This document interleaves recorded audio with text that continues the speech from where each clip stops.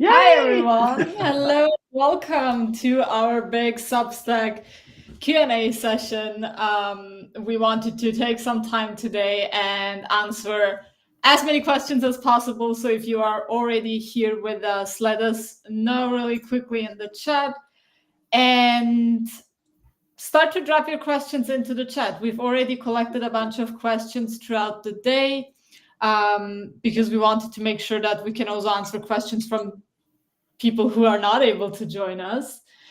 So we have a big catalog, but we're also looking forward to your questions in the chat so we can interact, so we can, bounce the question back to you in case anything is not clear and make sure that everything makes sense for you guys. I know that Philip has been tracking and keeping track of all the questions that came in through the emails, the private messages throughout the day. So Philip, do you want to go ahead and share some of the most common topics and questions that you saw? Absolutely. So today we are going to talk a lot about Substack growth, about Substack monetization, but we also got a couple of super interesting questions that are a little bit outside the box. So I'm really looking forward to that. I'm going to run through the questions. I answer some of them myself, and some of them I assign to you. Sometimes, whoever feels right picking it up. But I want to start with one question where I really think Jari is the right person for it.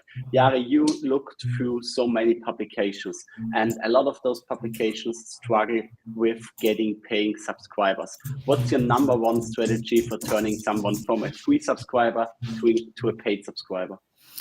Well, I think you really have to think of your paid tier like an offer. And rather than thinking, how do I get people to like pay me money for my paid tier, I would reframe the question and think of it in a way, how can I make my paid tier a no-brainer that people are like, hell yes, I want to join this. I want to pay $10 a month for this, for example. So look at your paid tier really like an offer, right? What can you offer to your subscriber that they're like, I need to join this today. Like, I'm ready to join. This seems like the value I'm getting is worth so much more than what I'm going to pay for it. So one strategy that we really like to do is to create a premium content library where we have one page where we link to all of our paid content, which is a mix of in-depth guides, premium articles, courses, some replays of our live coaching sessions that we have done. And it's all in one page so that, first of all, your paid subscribers have access to all their paid content on one page, right? So it's easy to access. But second of all, people who are free subscribers and maybe they have thought about joining your paid tier, now they see like, okay, this is everything I'll get access to the moment I join your paid tier. This is everything I'm currently missing out on. And I really like that strategy because it's more of a way of showing what you have to offer in your paid tier rather than telling people why they should join, which might be a little bit like salesy and pushy. This is more like, hey, this is everything I have in my paid tier. You can take a look at it. And if this sounds like it's beneficial to you, then join the paid tier, right? So that's a strategy that we have seen works really well on Substack. Awesome, love it. So the premium library is really a valuable asset. We got a lot of other questions asking similar things like what other strategies can people use? Sinem, what's your favorite strategy for turning someone from a free to a paid subscriber? I think the most underrated thing you can do that people often don't talk about is just engaging in personal conversations. This is something you can leverage with 0 followers and subscribers because you can literally talk to people about your passion and you can show up and show people how you could potentially provide value and do something for your reader, whether you are teaching, whether you are educating, whether you are entertaining, or whatever your content does. You can do that in a very personal way if you start to publish on Substack.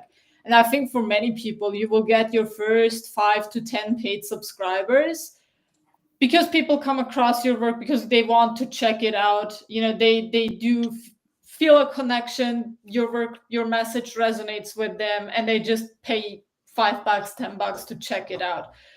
That's how you can get to a handful of paid subscribers. If you want to grow beyond that, you need a more strategic approach, of course. But in the beginning, if this is your first platform, you don't have any followers or subscribers, you don't have an existing platform outside of Substack, the best thing you can do is just talk to people and use comments, use the private message option that you have.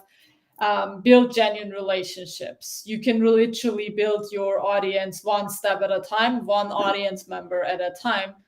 You don't do that with thousands of people, but with the first couple, it does make a lot of sense. Yeah, notes are an amazing way to build relationships, and then you can follow up with people one-on-one via chat. So that's something that I've been using a lot. Another way is through your newsletter. So Sinem, what are some of the best ways to structure a newsletter so that you can really get a high engagement on your reads? I mean, it will depend a lot on what exactly you write about, right? But if you want to increase engagement in particular, I would add personal elements to it. Maybe you have a personal photo at the end of each newsletter or post. Yeah. Maybe you have, it could even be something random. Maybe you share something that you've listened to, a song that you liked in that week, something you tried that you find particularly useful or interesting or engaging. Having that personal element that is not even directly related to what you write about can be that one point where people are like, oh, I wonder what she will suggest this week. Let me scroll to the bottom of the article, and then if they like the topic, of course they will read the entire thing. But I think engagement wise, and this goes back to building one relationship at a time, because this is not some sort of growth hack. It only works because people genuinely feel connected to you and want to learn more about you or your work and what you're doing, what you're up to. Yeah. I mean, building an audience is always easy when you're an expert, when someone is looking up to you. Jari, what's your experience? I mean, you started from scratch, Sinem and I, we both started from scratch, and I assume many others on Substack do as well. Do you already need to be the expert in your field in order to build an audience? No, not at all. I like to tell people you don't have to be a guru, but instead be a guide. And you don't need to have all the answers. You don't need to be the ultimate expert in your field in order to write about it, to record videos about it, and help other people with it. All that you need is to share from your own experience, right? If you have done something yourself, if you have achieved a certain goal, learned a certain skill, overcame a certain challenge yourself, like you might not be the ultimate expert on a topic, but you have firsthand experience with it. And absolutely share that experience with other people. You really only need to be one or two steps further along in the process than someone else that you're writing to. You don't need to be 100 steps further into the process. In fact, I can argue that if you're the ultimate expert on a topic, sometimes it might actually backfire because you can't relate to what beginners struggle with when it comes to the topic. So if you're Cristiano Ronaldo, for example, you might not relate to what someone experiences when they just start with playing football. Yeah. You just can't imagine what it's like anymore. So he might not even be the best teacher, even though he's one of the best footballers, right? So yeah. I always like to say, just share your story and what you have, your experience, right? What you have actually done yourself. Be a guide instead of a guru. A guide is just very real, very authentic, rather than pretending you have all the answers. So long answer short, no, you definitely don't have to be an ultimate expert on a topic. So it's good enough if I'm one or two steps ahead of the person. Exactly. And also just be transparent about the fact what you are learning yourself, what mistakes you have made, right? So you don't have to pretend to know everything or be the ultimate expert. We also got one question from James, who's asking, what can I do to stand out from the crowd on Substack? And I would like to take that one. I strongly believe that if you're not an expert or not seen as the expert in the industry, you need to do something to stand out. So that is an amazing question. And I think the fastest way to stand out is by doing things that others are not willing to do. So for example, Substack now opened up live streaming for everyone. A lot of people are not comfortable to go on camera to do a live stream. So if you're comfortable, go ahead and do it. That is your opportunity to stand out from the crowd. Or another thing is, if people are not creating videos for Substack, you can create videos. Or for example, if people are not talking about their setbacks in their career, do those things. Just make sure you're doing something others aren't doing, and it will automatically allow you to stand out. Okay, we have another question, and it's something, Sinem, maybe you can answer that. Should I create a publication for every topic that I want to write about? Now, this is something a lot of people get really obsessed with, because you want to write about all your passions and everything that you want to share with the world. But ultimately, what matters is that you have clear goals for your writing. You can write as a hobby, you can write as, because you're passionate about it, but then you have to disconnect your passion from your desire to make money, especially if your passion is not, it's not just one passion, but you want to write about 5 different things.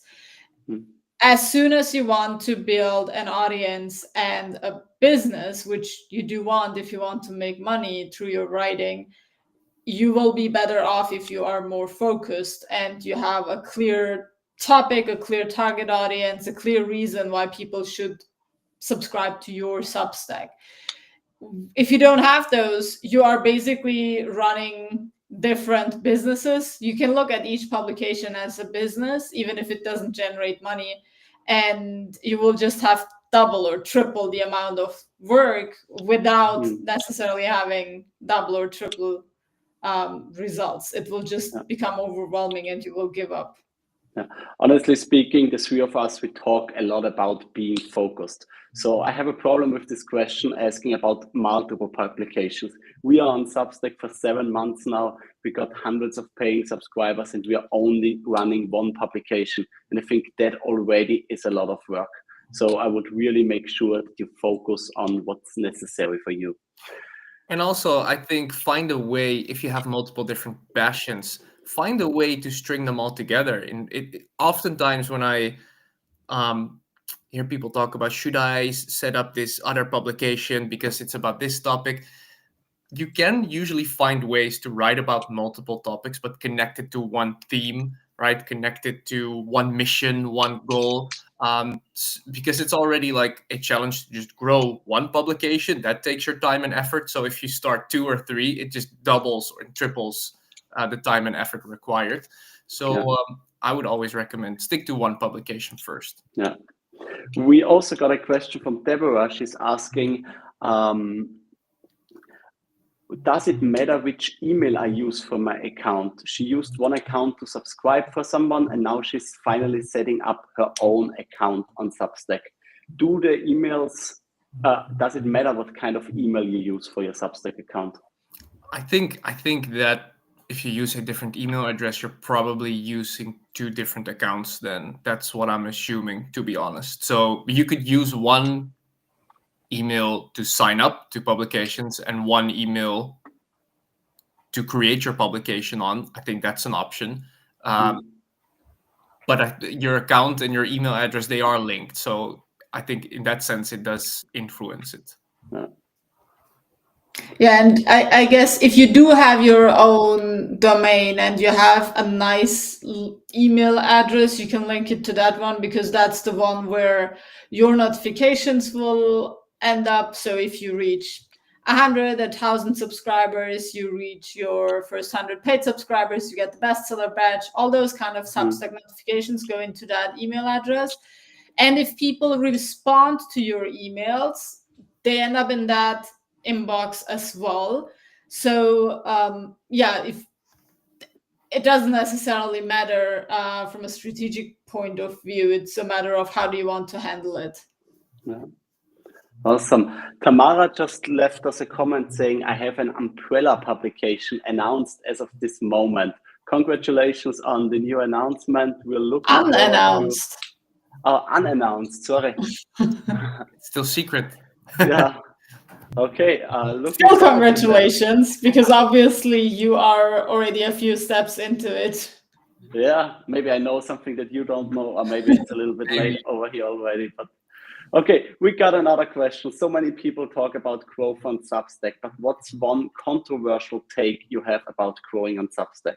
Maybe that's something that both of you can answer. That's a good question. Controversial take.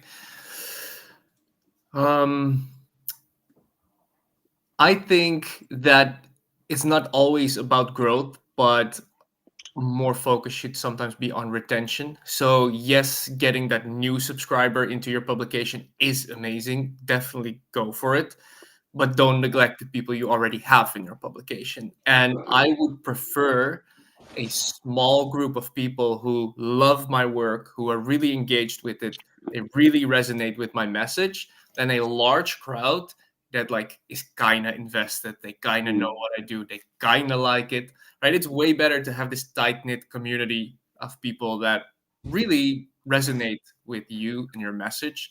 So it's not always about like growth. That's the number one factor. Like retention, focusing on the subscribers you already have, building that community. Yeah, don't overlook that. That might even be more important than just getting new subscribers. Yeah, love that. What about you, Sinem?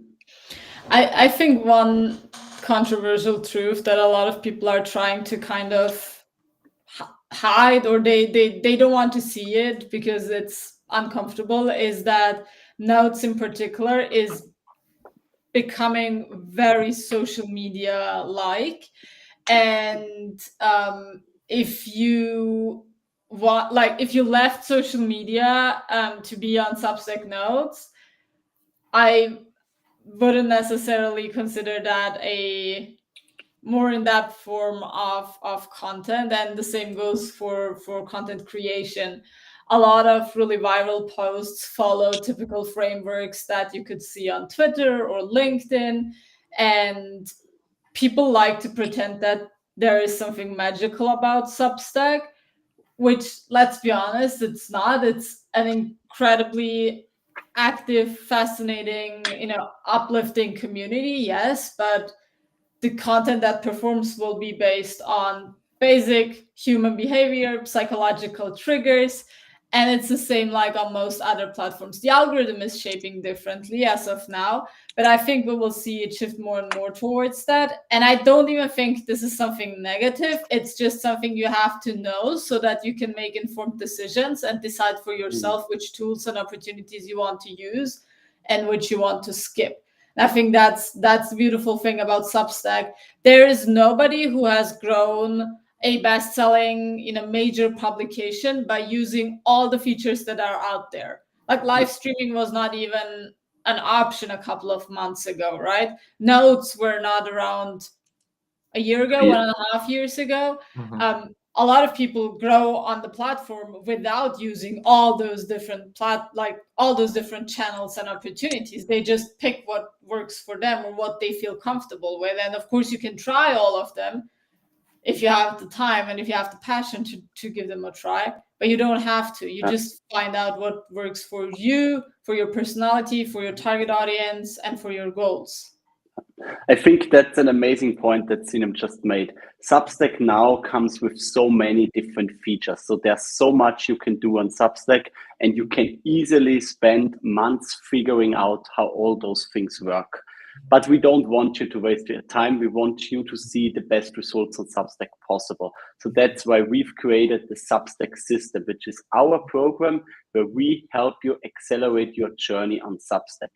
So think of it that way. If you join Substack system, you get to work with us. You get not only a video course, but you also get weekly coaching sessions with us. And most importantly, you get access to our Substack operating system. And this system is basically a collection of all the tools and resources and templates and frameworks that we are using on a day-to-day basis. So think of it that way. We figured out how to use Substack in an efficient way, and we are now making it possible for all of you to take a look at it. The website, if you want to check it out, is substacksystem.com. And yeah, We still have a couple of spots open. We're closing the doors on the 7th of February for our first launch. We're not yet sure how we will continue with the program, because what we really care about is the feedback from those initial people that join us right from the beginning. So if you are interested in that, check it out. We are looking forward to working with an amazing crowd of people. We've already onboarded over 70 people and have a couple more spots. So if you're interested in that, we would love to work with you. That being said, now I also mentioned that we have a couple of systems in place, and one of the questions is, what are specific habits that we follow on Substack? One of the habits that I use, and that's basically a note that I shared recently, it's the 10-5-1 system on Substack, or basically the 10-5-1 rule. What does this mean? A lot of people come on Substack, they publish note after note after note and want to have engagement. When I joined Substack, I said for myself, for every one note that I write, I'm going to leave 5 comments on other people's notes, and I'm going to like at least 10 other people's notes. So what did this do to me? It really allowed me to connect with other people. I reach out to other people. I not only comment, I also engage, and I make sure to send direct messages to people. This is really powerful for me because it helped me build a network of amazing people on Substack. And that's where I want to pass on the ball to my 2 co-founders. There are so many amazing people on Substack. Who are some of the greatest people that you have met, and how have they impacted your life? Whoever wants to go first. So one of the people I really met through Substack was David McElroy, and he's just a very cool guy, but he's crushing it on Substack. And I feel the way he designed his publication, it's so well thought out. It all makes sense, and there's so much value in his publication that I am really glad that he's part of our Substack mastermind, and that we're working together with him, because he's an awesome guy, and I didn't know him before Substack. So I would say for me it's David McElroy. Awesome. You know him before Sinem, right? From Medium. No, I got to meet him like a week before we started to publish on Substack. Oh, okay. Yeah. Nice. Who do you like a lot on? I mean, I can't even, just mention one name or even a few. For me, it's been amazing to see how supportive the community is. And honestly, I've also met amazing female writers on the platform, and the ones that I got to connect with the most were the ones that I got to interview also for expert interview series inside the Substack system. It was Veronica Lorca-Smith, Christy Keller. I know you had interviews with Claudia Fade. You had interviews with, who else? You had an interview with Jana. We've been out for dinner with Jana. These conversations are really important to me, because we get to talk a bit, go a bit deeper into topics that are really interesting. And I'm grateful for all those people. Actually, everyone we did the interview series with, I learned a lot from each of them. And the most amazing thing has been just seeing how supportive the community is. And also, if you participated in our masterclass last week, you've probably seen several people promoting it, right? That's just another very strong signal showed us that there's a lot of willingness to collaborate, to support each other. Yeah. You mentioned so many amazing people. I also want to point out Russell Nohelty. He's a really cool guy. He's probably the most successful Substack writer that I know, and he's the one person that right from day one, when I asked him something, he was always responding. He's just a really cool guy, and I know there are so many more on Substack who we just cannot mention right now. But one thing that we can do is we can answer a question from Something. I have a very beginner question. How do you find topics to write about for a Substack publication for someone who doesn't have expertise other than writing? But I don't want to write about writing. Honestly speaking, if you don't know the topic that you want to write about, we're not even talking about the niche, but the general topic, I would not start writing on a platform. I would do a little bit of research and take a look at the things that you're really passionate about. And for example, in case if you struggle with finding a topic, there are two other ways how you can approach this. So you don't need to write about a topic. You can also write for a target audience. So for example, there's someone on Substack, basically there are a couple of people now who are writing for millennials. For example, there's a publication called The Bored Millennial, or there's even a publication related to the porn-free millennial, where it's about porn addiction. But both those publications have in mind that they have one very specific target group, where they're saying we are only publishing for millennials. And some of those publications are even more niche down. So when you take a look at it, you figure out they only write for female millennials and so on. So you not only think about topic, also think about target audience. And last but not least, you can also think about transformation. So for example, you can write for entrepreneurs who want to grow from 6 to 7 figures. That way you don't need to write about one topic. You can write about keeping themselves healthy, managing their funds, running their business, collaborating with others. So there are multiple ways of how you can find a topic or an area to write about. And I would also say you can also make the question even smaller. So indeed, rather than a topic, ask yourself a few questions. What is a skill I recently learned? Or what is a challenge I have overcome myself? Or what's a result that I have achieved that I'm proud of? And you write about that. What's a problem you have overcome? You can write about that. What's something your friends or maybe colleagues or family often asks you for advice on? Like, write about that. Because you mentioned you don't have expertise, but you probably have experience, right? You have experienced things in life, and that's enough to write about. Even though you might not be an expert on that topic, you have life experience with it yourself, and simply start writing about that. Because I think your topic or your niche is also something you discover as when you just start writing. You start writing about a few different topics, and you discover, hey, this is actually something I enjoy and that resonates. That's exactly what worked for me like years ago when I started writing.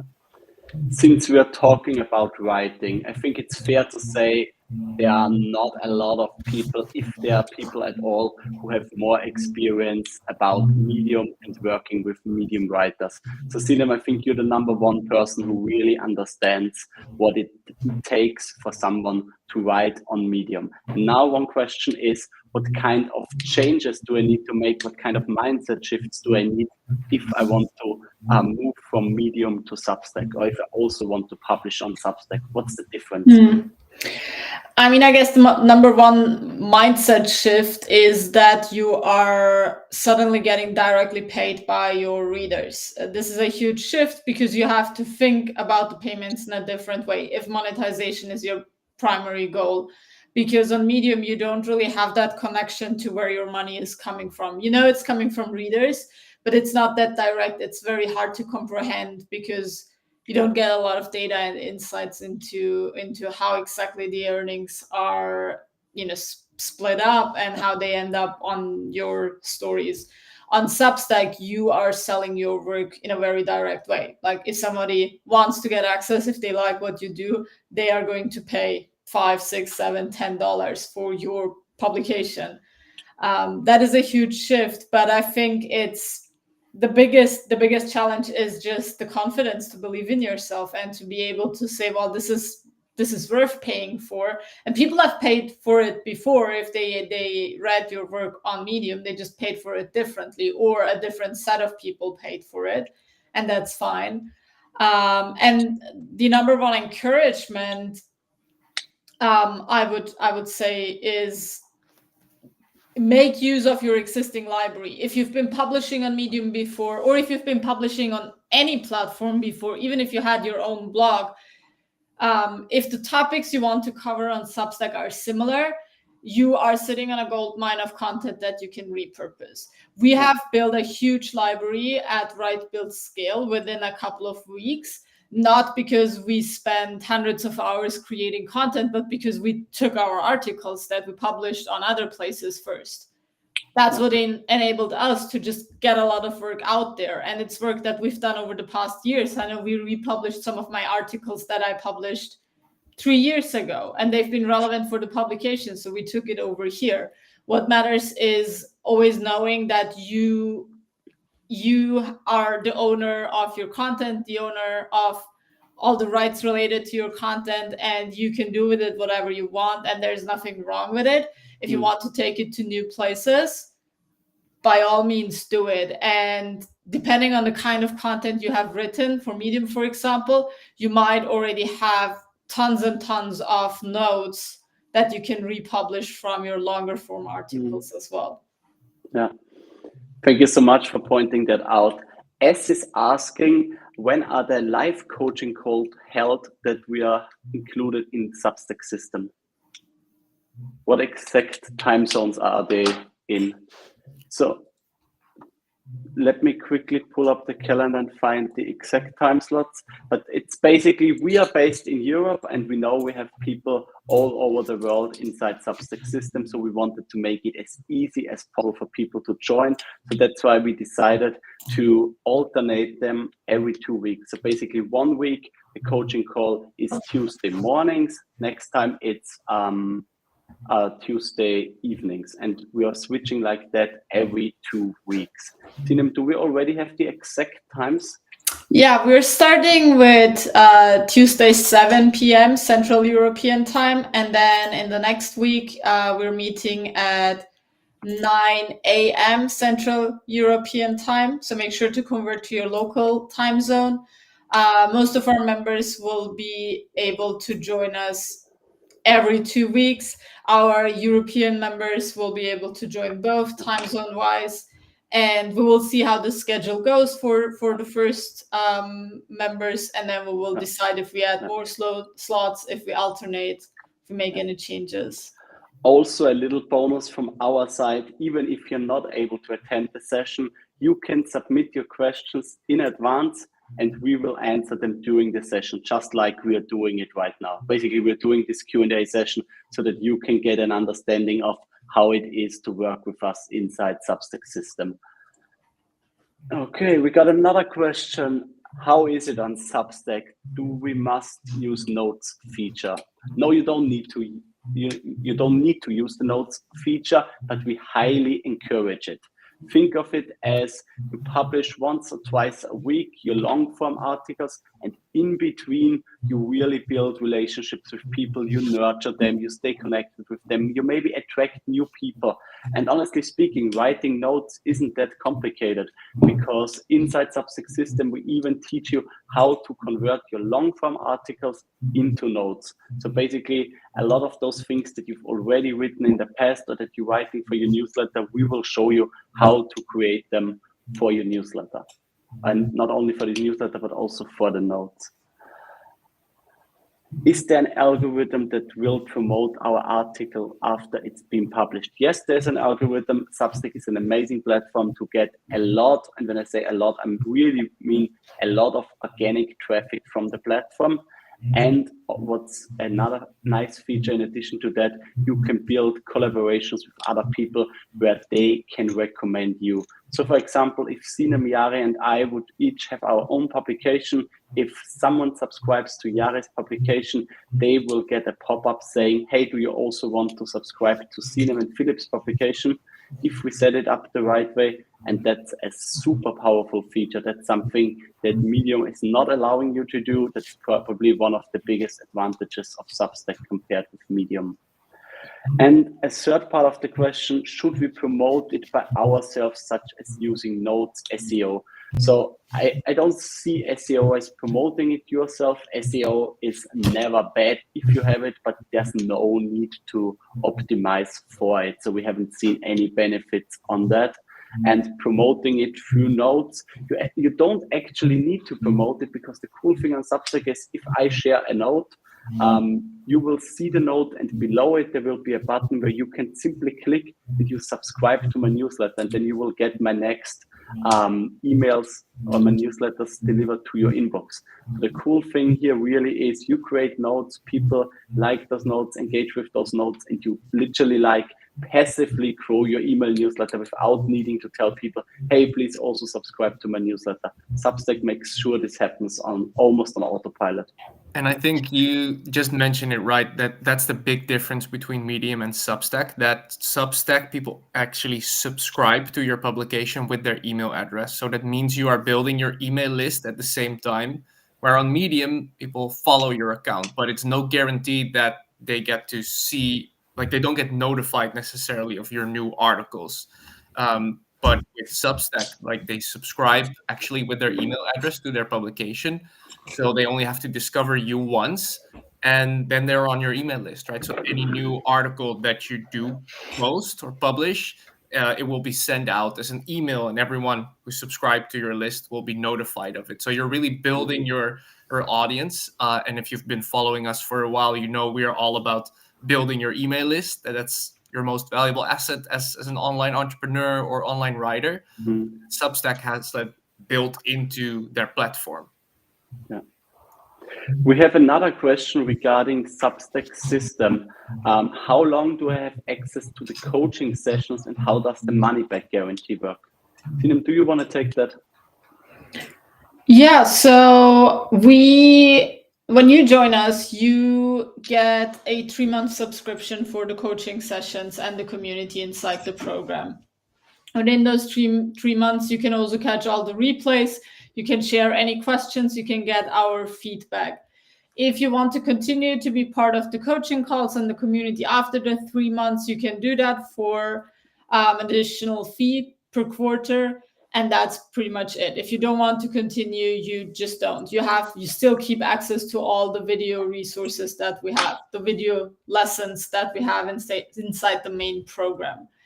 And our money back guarantee works in a way that we want to see that you have actually put the lessons into use. So we want you to actually do what we teach inside the program, so that you can show us what didn't work for you, or what you feel like wasn't worth it for you. A lot of people buy courses and then decide they don't want to use the platform, or they don't want to, complete the course.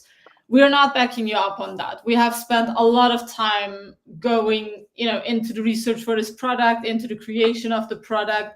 And we want you to be committed to your growth when you join us. We want you to feel excited about what Substack and Substack system can do for you. But if you end up being disappointed, which we know you won't be, you can, we have the money back guarantee form. You can complete it. You can let us know what you tried. You can let us know why you didn't like what you tried, what didn't work for you, and then you can get your money back. Yeah, exactly. So we basically love to say we want to make it easy for you to make a decision. We like to take the risk on our shoulders. We invested 6 months into building this program. We are not built it only by ourselves. We had so many Substack bestsellers and experts help us with the content, with the guest interviews, with the feedback. So we really believe that we built something amazing. In my opinion, there are a couple of courses out there that are really good on Substack. But the difference between Substack system and all the other courses is that ours is the course that is focused on implementation. It will never be easier than with Substack system to really make sure you are implementing on what you are learning. That being said, we have a couple more questions that we want to answer, but we're not going too long. So we try to end in about 10 minutes, something like that, because it's already super late for us. But we still have a couple of questions that I want to address. Jari, I want to hear from you. What do you think are a couple of reasons why people fail on Substack? That's a great question. There's a variety of reasons. I would say a lack of consistency is a big reason. Yeah. If you don't publish consistently, then your audience is going to lose interest, right? If you are on these waves of writing a lot and then not publishing anything for a few weeks, your audience doesn't get to build this connection with you of like showing up in their inbox every week, for example. So I would say consistency is a big thing. I also have seen this a lot with publications where it just wasn't clear what it was about, who it was for, what's the benefit in subscribing. So it was really like publications that people just shared whatever they wanted to share. With it's completely fine if you do that, but that's more of a approaching writing on Substack as a hobby. Again, that's completely fine. But if you want to grow an audience or if you want to monetize your writing, you have to like put yourself in the shoes of your readers and be like, what do they want to read? How can I like make their lives better? What would be valuable to them? And center your publication around that a lot. Of course, combine your personal stories, personal experiences in that. Absolutely do it. But yeah, I would say that's a big factor, right? Not having a clear definition of this is what my Substack is all about and this is why it's beneficial to you. I think that's a major reason. Yeah. I like that. I honestly think one other reason why people fail with Substack, and I mean, it always depends on what you define as fail. But for me, failing is if I'm not reaching the amount of income that I want to generate from the platform. One of the reasons why this happens to people is because they focus so much on getting new subscriber and so little on keeping them. That's something that we've learned the hardware. We spent a lot of time building communities, and for us it was super easy always to get the first people in the door, but at the beginning we really struggled with keeping them inside communities. And the same is for Substack. Once you attract subscribers, once people subscribe to your publication, that's when the work really starts. That's when you need to show up, that's when you need to deliver. And one of the things that I strongly believe in is super powerful is the onboarding experience that you are providing to a subscriber. So for example, if you become a paid subscriber to a publication and nothing happens, that's boring. But for example, if on the next day someone reaches out to you, sends you a private message, or like what we are considering right now, that you set up an integration like Bonjour, where you suddenly are able to send a personalized video message to someone just to say hi to them and thank them for subscribing, that already can make a huge difference. And yeah, so please make sure to not only focus on getting customers, but also think a little bit about what's happening once they are inside your program so that you can actually keep them happy. Okay, let me check. Do we have any questions in the chat? Oh, one last question that I want to hear from both of you. Do you have a question, Sinem? Yeah, so one more that I think we partly addressed this before, but it came up afterwards again. So Tamara said, would it be better to stick to one concept even though there is a symbiotic relationship among them? And this is very vague because concept is a very broad word. So it depends a lot on what you mean and what is the symbiotic relationship. I mean, what we discussed before is if you can find a way to connect different topics and make it your own, so there's a meaningful connection so that people are actually interested in that relationship, you kind of win, because it's very likely that this is unique and it's not something a lot of other people do. Jari talked about this before. If you can find that sweet spot and you have different passions and they make sense together, that's a great thing to do. But what exactly you mean by a concept and how they're linked together will ultimately define if it makes sense or not. Oftentimes what happens is people make the mistake of combining topics because they make sense for them, but it's not understandable for anyone else. And that's really important. You have to learn how to be your own critic too. It's important to hype yourself up and stay motivated and celebrate your wins, but it's also important that you are able to zoom out and take a critical look at what you're doing so that you can make pivots if necessary. This is really hard for most writers and creators because you don't really know how to judge your work. You don't know what you're doing correctly and what you're doing wrong. That's part of why we are rarely offering online courses per se. We're offering you to support you through feedback and community and coaching, because we know it's really hard to see your own blind spots and also to just accept it when you're making certain faults.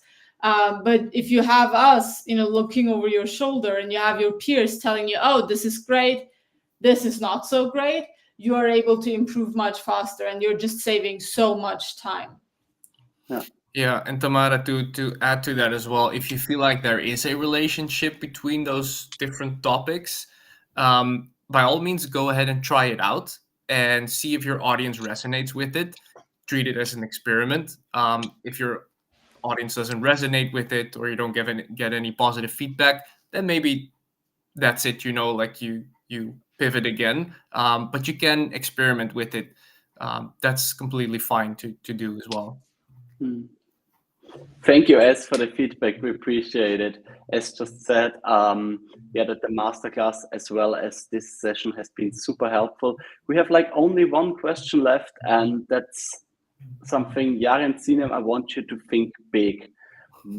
I know a lot of people are now considering joining Substack or betting on it or not. Here, I would like to hear from you. What's the bigger picture for Substack? Not in terms of where the platform will go, but about the potential for the creators. So if someone joins Substack now, what opportunities do they have in the next couple months and years to come? What can you do with a successful Substack?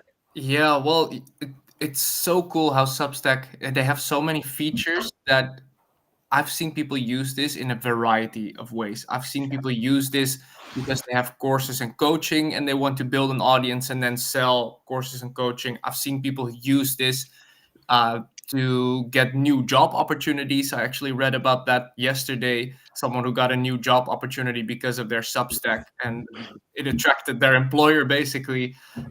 You could use it if you're an author, right, to promote your book. So it's really an all-in-one platform that if you have like goals, whether it's to build a business, whether it's just to build an audience, or even just get better at writing, you could do that of Substack as well. No matter the goal you have, I feel like Substack is just the best platform at the moment to get started with it, because you have different features. You have long form writing, you have short form writing with notes, you have the option to actually connect in a direct message with other creators you like, and directly engage with your audience.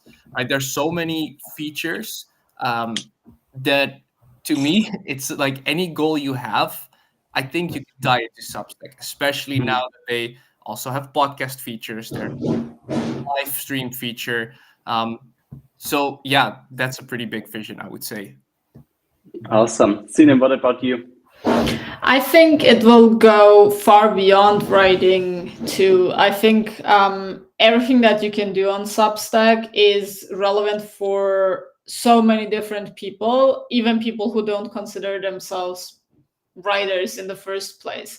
I've been in touch with a bunch of people who are considering joining us at Substack System, who are artists. I talked to one person in particular, and was actually the mom reaching out. Her daughter is a singer. She has a lot of really great music out on Spotify. She has a huge Instagram following already, but they want to build a more tight-knit community around her because they want to have more successful album launches and song launches.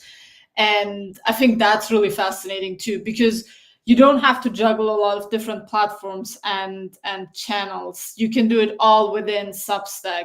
If you are not a savvy marketer, or you don't want to do all this complicated tech stuff, you just do it all within Substack and you will be fine. And normally people, everyone tells you not to put all your eggs in one basket. The slight difference with Substack is you can export your email list. So even if the algorithm changes, the features change, the platform change, you have your subscriber list. And we recommend doing that regularly, by the way, no matter which email tool you use. Like, we are exporting our subscribers regularly, just to be sure, because even with an email tool, you want to be on the safe side. And you can do that on Substack as well. Once per month, just download the whole list. In case anything happens, you just take the whole list to another provider and you continue with your newsletter there. But other than that, that's basically your safe shot. Of course, we want to grow through the algorithm. We want to get in front of a new audience through the algorithm. But ultimately, your subscribers, that's what counts. And because you own your list, you have less risk on the platform. Awesome. Thank you so much for pointing that out. We are getting to the end of today's session. I still want to use the time to say one thing.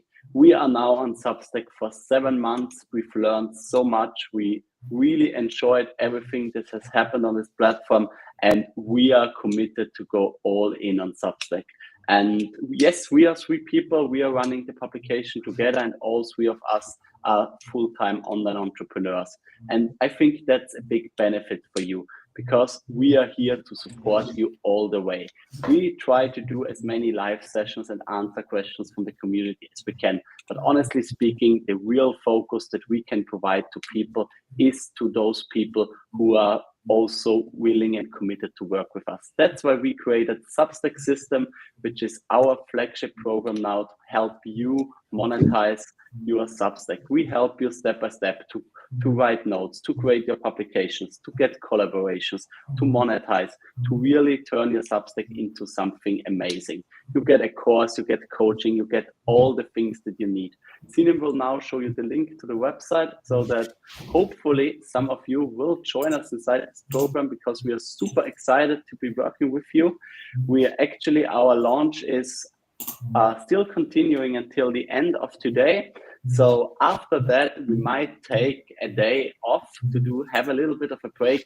But after that, we are super excited to come back and work with this community. You cannot see it here, but on the back, we have a couple of post-its on our wall. We will create a post-it about this tomorrow, where every student gets on a post-it like this, and we put them on my wall. And that's to keep us accountable. If you trust us in working with us on Substack System, we take this seriously, and we are looking forward to creating a couple of new Substack bestsellers and help you build digital business beyond that. That being said, thank you so much for joining in today. It's super late. It's actually 1 a.m. in the morning, our time. We never did a session that late at night. We just wanted to try it, because just like you with Substack, we need to try everything out so that we know what's working and what doesn't, so that we can report back to you. Thank you so much for joining in. Thanks, Sinem. Thanks, Jari. It was a lovely chat. I hope we addressed the majority of the questions that we received. If we missed something, just send us a message on Substack. And we're coming back to you. Thank you so much for joining.